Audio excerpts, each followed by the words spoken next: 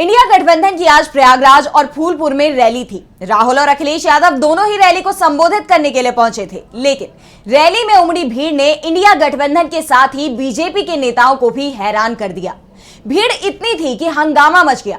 तो आखिर क्यों मचा हंगामा, जिसकी गूंज दिल्ली बीजेपी दफ्तर तक सुनाई दी? देखिए ये रिपोर्ट। राहुल और अखिलेश यादव की आज दो जगह संयुक्त रैलियां थी। पहली रैली फूलपुर में और दूसरी रैली प्रयागराज में थी। दोनों ही जगह इंडिया गठबंधन की तरफ से सपा के उम्मीदवार मैदान में हैं। फूलपुर की रैली में जब दोनों नेता पहुंचे तो भीड़ को देखकर दंग रह गए।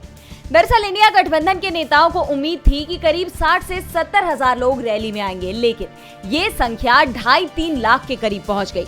उम्मीद से 4 से 5 गुना ज्यादा लोग जुट गए। मैदान तो छोटा पड़ ही गया, साथ ही व्यवस्थाएं भी बिगड़ गई। जैसे ही राहुल और अखिलेश यादव मंच पर पहुंचे, भीड़ बेकाबू हो गई।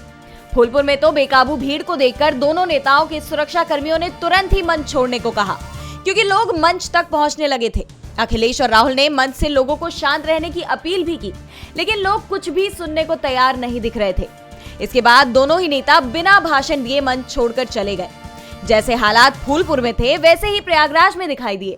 भीड़ को देख प्रशासन के भी हाथ पैर फूल गए थे। तो दूसरी तरफ सपा नेता डॉक्टर मान सिंह यादव ने प्रशासन को ही घेर लिया।